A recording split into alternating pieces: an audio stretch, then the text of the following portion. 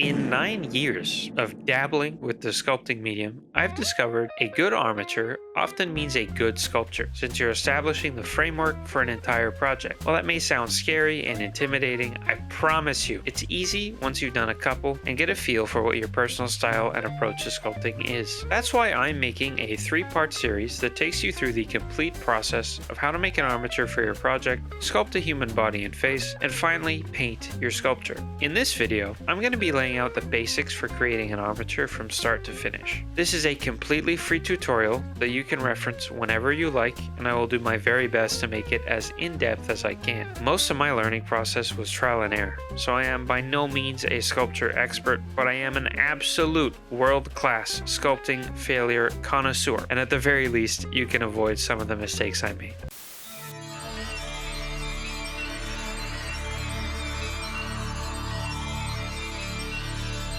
All you're going to need is some pliers, aluminum wire of any gauge, but ideally something that fits your scale, so small gauge for small sculptures and bigger for bigger, you get the gist. Then you're going to need some clay. My favorite ever is Super Sculpey, and I use 3 of the most popular types, which is hard, medium, and soft. I also highly recommend the use of aluminum foil, but we'll talk more about that down the line. The first thing you're going to do is determine what you're making. I promise this is the most thinking I'm going to make you do, but you'll thank yourself later. How tall is this character? Are they going to be holding something? And do you want lots of room for detail, so a bigger sculpture, or a more compact overall silhouette, so smaller and easier to see all at once? Once you've determined that, I recommend either compiling several reference images that more or less line up with the pose you want, or make a sketch of the image that's in your head. If you would rather do both or just jump in, then go right ahead. This is all guidelines, and you're in charge of how you create. Once you're ready to start, grab your wire and pliers and figure out the scale of your project. I have used a ruler in the past to figure out the overall height, but you can also just go by feel if you don't care about the scale. Another excellent technique, and one I highly recommend for beginner sculptors,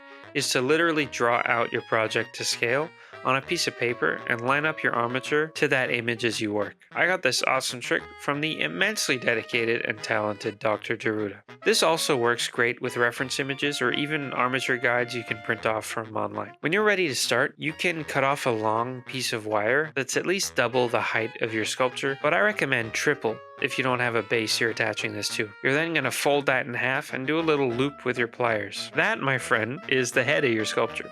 Well done. Keep twisting until you have the neck length you're after, and then create a larger swooping loop going downwards. That's the ribcage outline for your project, so the same thing here. Once you're happy with the proportions, you can twist it to lock it in. That twist is where the hips begin, but we're actually going to do this little maneuver to create some anatomically correct hip bones, which not only helps visually, but mechanically it will be much easier to pose. The length of the upper body is the same length as the lower body, so at this stage, I roughly measure and then fold the bottom to seal in the height. You want to give yourself slightly more length in the legs, because when you're adding clay to the head, it will add height, but you can't easily add length to the legs down the line. If the feet are too long, that's okay, because you can make yourself a rudimentary base, kind of like a frame which supports the sculpture. Honestly, getting a cheap wooden base from a craft shop or even just a piece of scrap wood is great, but you don't need to. This is the bare bones essentials of creating an armature. It really just needs to stand up on its own. The reason you want a wooden base is because you can bake it at low temperatures, though there may be sap in the wood which will leak out and ruin your baking sheets, so put the wood on some foil first. If you want a different type of base like plastic or foam, you need to wait until you're done baking, since those can melt. In that case, use this method and then glue it onto the final base when you're done baking. For the arms, you're going to do another length of wire, around triple the length of the wingspan, and fold it in half again. Twist it until you have something spanning the length of the torso. There are several methods of attaching the arms to the spine, but if you don't want to get smaller wire or bakeable tape, loop the wire around the rib cage and squeeze it tight with your pliers. You can then fix the rest of that wire onto the lower part of the spine, and it'll be nice and sturdy, ready for posing. Now the fun proportioning begins, because you get to decide the shoulder width here. Once you're ready, fold the arms down and determine the length. I usually go by feel here, so I recommend using an image reference if you're a beginner, or just cut the wire to be around mid-thigh, which is usually how long arms are. I like to leave some extra wire though for the hands. This all depends on whether or not you want to make clay hands separately or pre-attached. In this case, my character is holding something in each hand, which means he needs a little loop to keep the object stable while I glue them on. We are now ready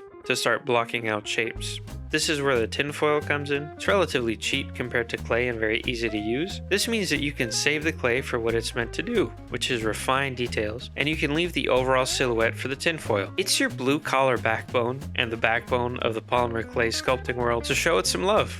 It's up to you how much tinfoil you use and how close to the final shape size you go. I like to make everything smaller in this step so that I have room to add with clay, since it's easier to add clay than remove foil. Try to cover all the wire with foil, since the clay will have an easier time sticking to that. It's finally at this stage that I start to pose, since we now have a general idea of the body shape and can use that to make the right posing decision. By that I mean it's easier to line up this fleshed out armature to your reference pose than just a wire frame. Ideally, this is the stage where the armature starts to feel less like a stiff frame and more like a skeleton that's holding its own weight. The easiest and fastest way to do that is by using the contrapposto pose. This is a neat little art history trick where you oppose the slant of the shoulders to the slant of the hips to make it look like all of the weight is on one leg. This gives it instant realism, and all you had to do was shift some wire around. Once you're happy with that, we can add on our first layer of clay. Woo! Well, we're not going to be using much clay in this step of the sculpting process. We are going to need some of it, so I might as well give you the basic rundown right now. Like I said earlier, there are several types, but I like to stick to the holy trinity, so that's soft, medium, and hard. It's pretty self-explanatory, but the clay gets easier to use from right to left, so when I'm making the armature, I like to use either medium or hard sculpting. They all cost the same, and you might find you only like using one hardness of clay, and that's fine too, but personally, I feel like there's some genuine structural difference when using the harder clay as a base, even if it's a pain to work with sometimes. When adding clay to the armature, you only really need a little bit to block out the basic shapes, just like before with the tinfoil, but this time you can be more in depth and detailed, so I like to add some muscular anatomy here just to have a jumping off point for the later anatomy step. You want to cover most of it, if not all the foil, so that once baked, the wire and foil will hold their structure and shape. This may warp or crack while handling, since Sculpey is not the most structurally sound when baked. That's why if you have a bit more spending money, then I highly recommend Abe's Epoxy Sculpt. It will harden over 24 hours, so this step would make a completely solid, durable armature with no issues or cracks in the clay down the line. Since it's quite expensive compared to clay, I don't always use it. You can just use Sculpey for this step, but it may cause some issues later, so having some super glue for cracks after baking helps a lot. At this stage, I also make a basic skull shape to layer the face on top of later, since it sorts out the proportions for you in advance, and in later steps, you only need to worry about facial details and expression. This is the same logic for the eyes. I like having pre-baked eyeballs so that I can put lids on top of easily. I have used some resin eyes in the past, and if you have some, now is the time to seal them in. I used some white clay because I had some, but it can be any color since we're painting it all later down the line. Once you're happy and ready to move on, you can bake it.